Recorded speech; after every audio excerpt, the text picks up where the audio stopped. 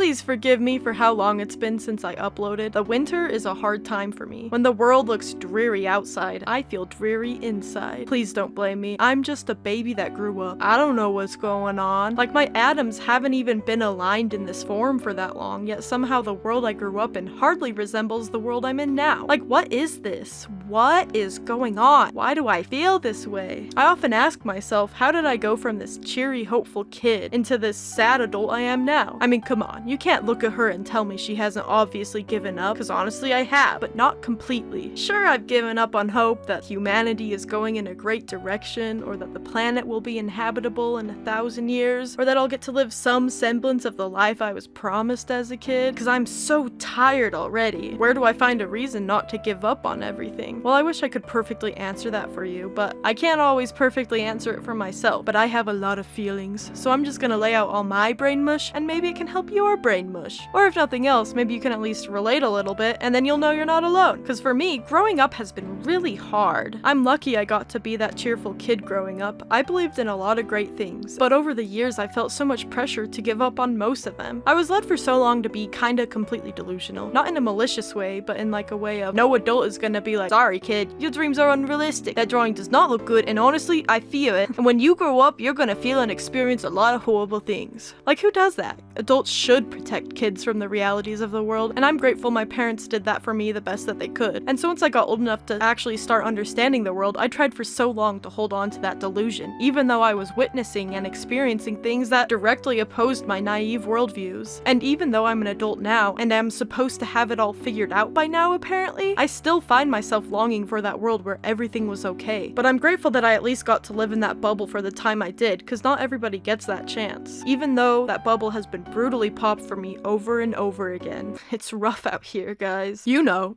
But I can't even feel bad in peace. I feel bad for feeling bad, because I'm constantly learning about new atrocities that happen in the world, and I'm like, wow, even though I know my feelings are valid, and I know that I've gone through hard things, it all just feels so small compared to everything else. And I'm sure I can't be the only one. Like, I just don't think we talk enough about the effects it must have on all of us to not only deal with the shit in our own lives, but to also be so overexposed to everything horrible that has or is happening in the world. I don't think our monkey brains are equipped for it. I could have been a baby that grew up 10,000 years ago when we barely had agriculture, and that simpler world would have been enough for me, and I would have grown up not understanding the world around me and thinking rainbows were magic and that the stars were just holes poked through a sky blanket, and I would have been chill with that. And then I probably would have died of dysentery or a scratch that got infected, but it's fine. But instead I was born into this world where I'm constantly bombarded with new information. And while it's cool to know what rainbows and stars are, some of the information sucks. Like, did you know the average person can see up to like 4,000 ads every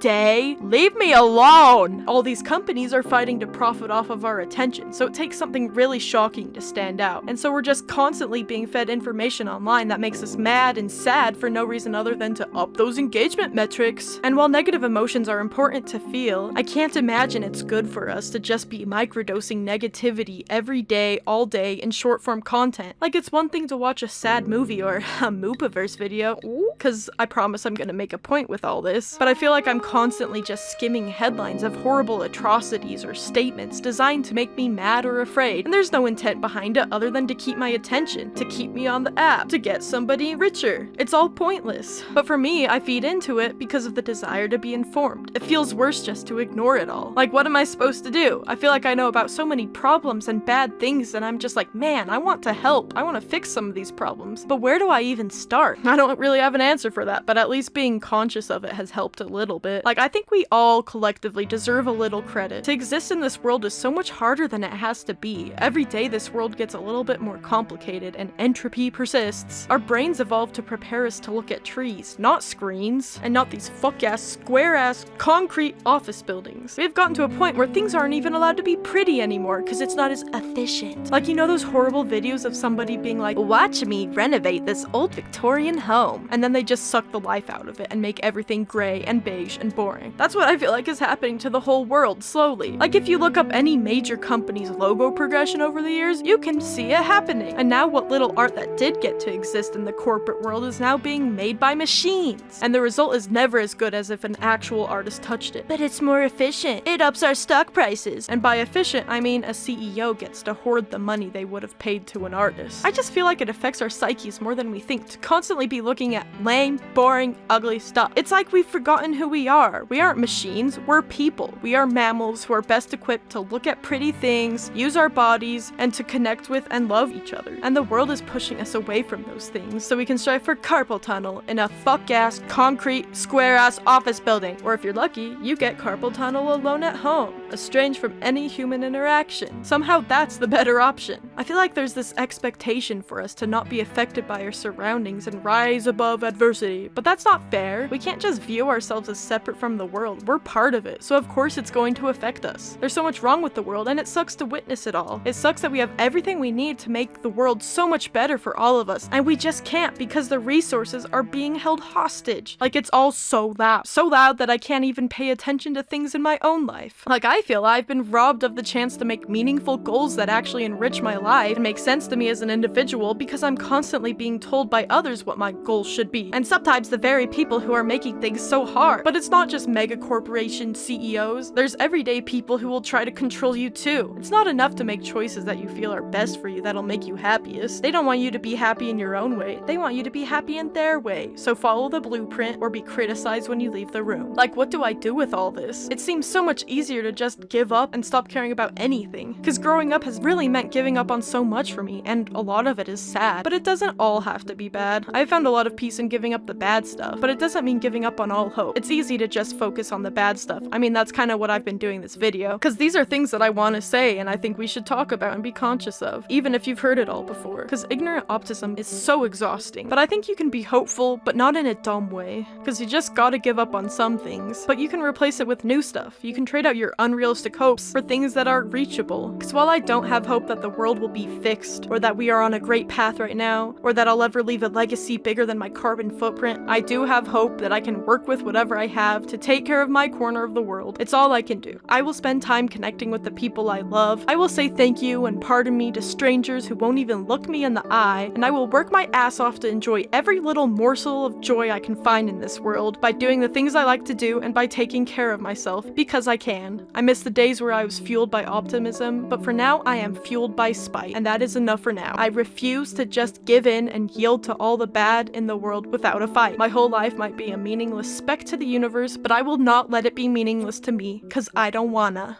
Anyways, thanks for watching and listening to me rant for a while. If any aliens are watching this, I really want you to make a move now. Anyways, for the humans watching, you guys are so fucking awesome. Anyways, I think the kind of people who watch a video all the way to the end like this are the coolest kind of people. Also, the people who subscribe to my Patreon are the coolest-ist. I've recently lost my job, so you guys are really saving my ass. The fact that you guys want to support me is so mind-boggling and touching to me, and you guys are so special for that, and I am so grateful. Anyways, moop out.